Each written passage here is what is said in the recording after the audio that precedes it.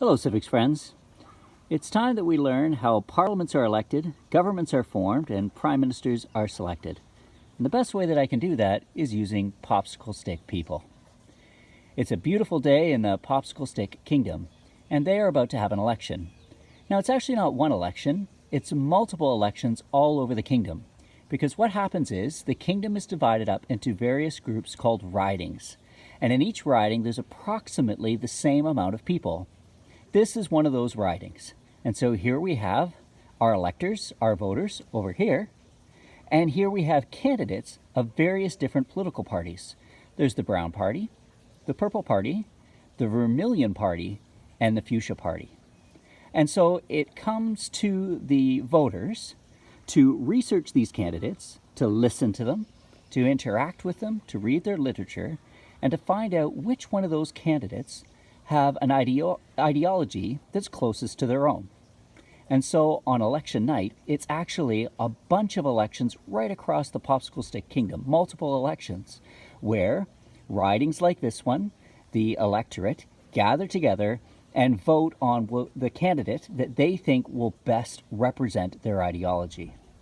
The way that it works is the candidate who gets the most votes wins. It's called first past the post. And in this riding, the candidate from the Brown Party wins. And so then that person, the person who won, gets to sit in the popsicle stick parliament. Here's our popsicle stick parliament. This is what Canadians vote for on election night, a parliament. A parliament is made up of representatives from across the country who represent various ridings. It is the most important thing that we do. So Canadians don't necessarily elect governments, we elect parliaments. It's from a parliament that a government is formed. And so it is typically done by the political party that has the best possible chance of passing legislation within the parliament. And so if we look at the results here, we've got of the Vermilion Party, we've got 6 members of the Vermilion Party.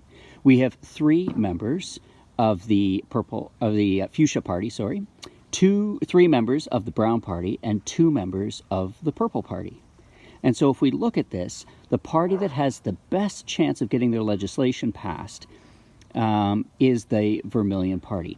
However, if the other parties, these guys here, band together, they could actually vote down this party. So that means that the potential government that's formed here is a minority government. If the Vermilion Party had at least half plus 1 of all the seats in this parliament, then they would have a majority government. But they don't. They do have the most seats, and so they're going to get the first crack at forming government. However, they could be brought down. So the parliament, from the parliament, a government is formed. The next step is we need a prime minister.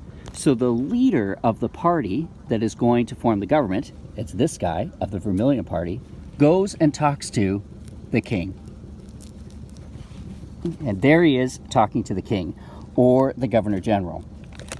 The king or the governor general will invite the leader to form a government in the king's name, and boom, he gets to be the prime minister. So you can see that power is bestowed or lent to the government by the king.